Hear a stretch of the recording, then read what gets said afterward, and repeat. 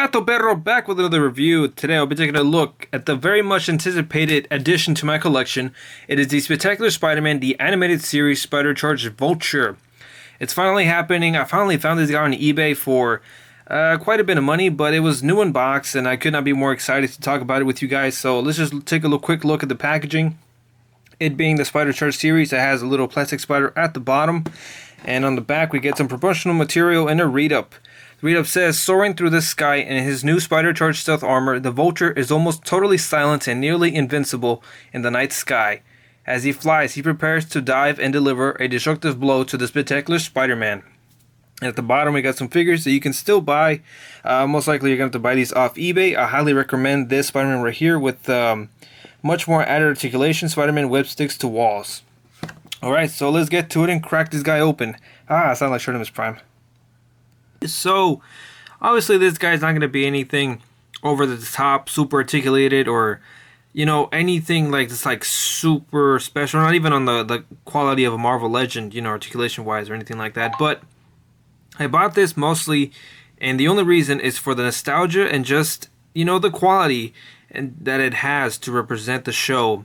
You know, I'm over here still keeping the show alive 12 years later. I'm still trying to complete my collection for my Spectacular Spider-Man shelf, and it's very close. And actually, after this video, I'm going to record my Green Goblin review. It's still in the box waiting for me. But getting back to this guy, it has the Cyber-Charged Spider. This is an all gray or silver spider, nothing really on it. The eyes aren't even painted. So, but that's not really the attraction of the figure. It's this, the accuracy, and despite what the box says, or I don't know if they're kind of obligated to, you know, Hasbro back then, but there is no gimmick on this figure. The box says pop out wings, but really the figure is as articulated as it can be with the style that it has, and the wings don't shoot out anything. They're just there, and they even have the functionality of being able to attach to the top and bottom half to make one whole wing, and then you can actually have them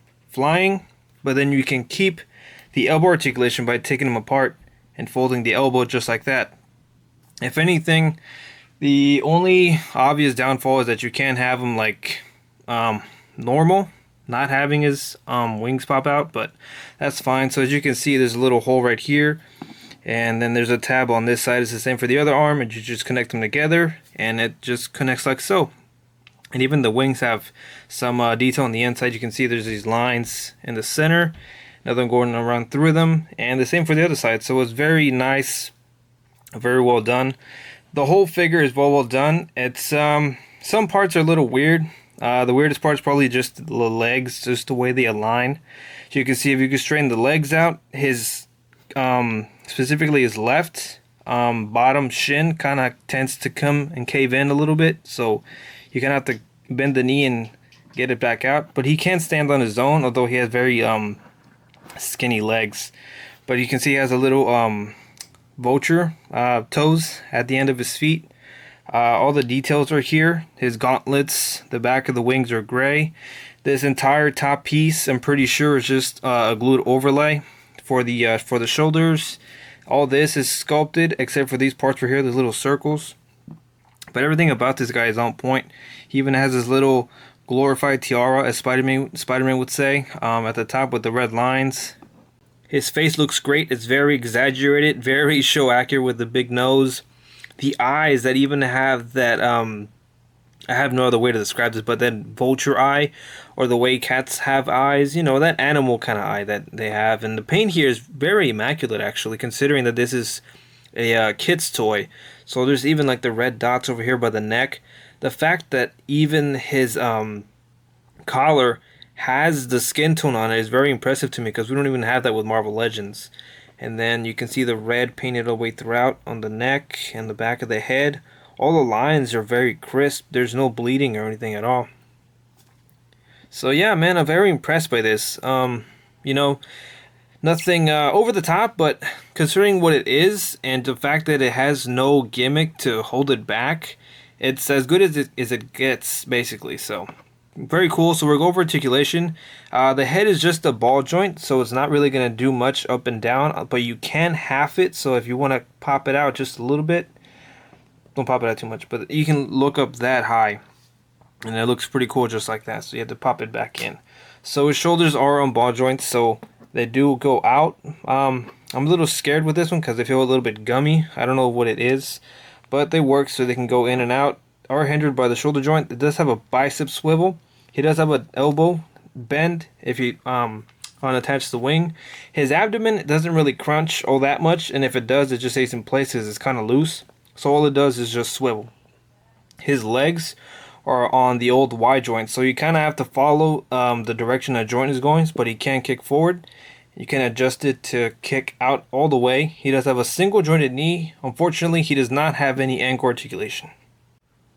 Okay, so despite the Spectacular Spider-Man toys being in the 6-inch scale, this guy's pretty short, and I'm literally finding this out right now as I'm recording it, but he's rather short. He's closer to the 5-inch scale, and I know he's an older man in general, so maybe he could be a lot shorter, but I didn't think he'll be this short, especially considering Spidey's still in high school, and probably 15, 16 years old in the show, and he's only up to his shoulders, so that's a little bit too short for me. I did not see that coming. The bright side is that I'm mostly going to be displaying him flying in the air, so the big height difference won't really be obvious, but still a really big surprise to me. So let's check him out next to other Sinister Six members.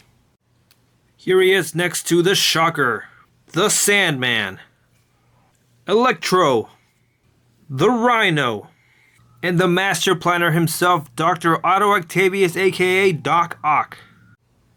Alright, and this is the shot I've been waiting for ever since I saw the show, and I was about, I don't know, how old was I? Maybe 13, 14 years old when the show came on.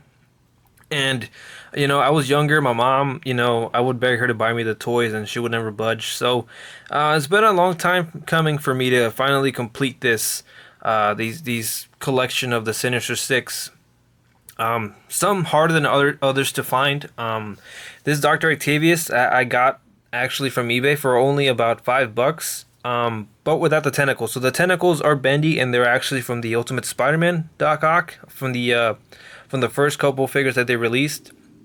And all these other figures I found over the years at flea markets, if I got lucky. So really that was the big persuasion and the big goal from going to the flea market. So getting Vulture has always been a big, I don't want to say dream because it's kind of weird to say that about a figure, but it's been a big goal of mine to get the Vulture and complete the Sinister Six from the show.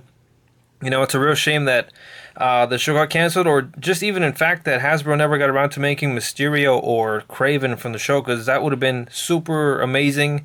And of course, the second season they had different iterations of the Sinister Six mixed in together, so unfortunately, we never got those.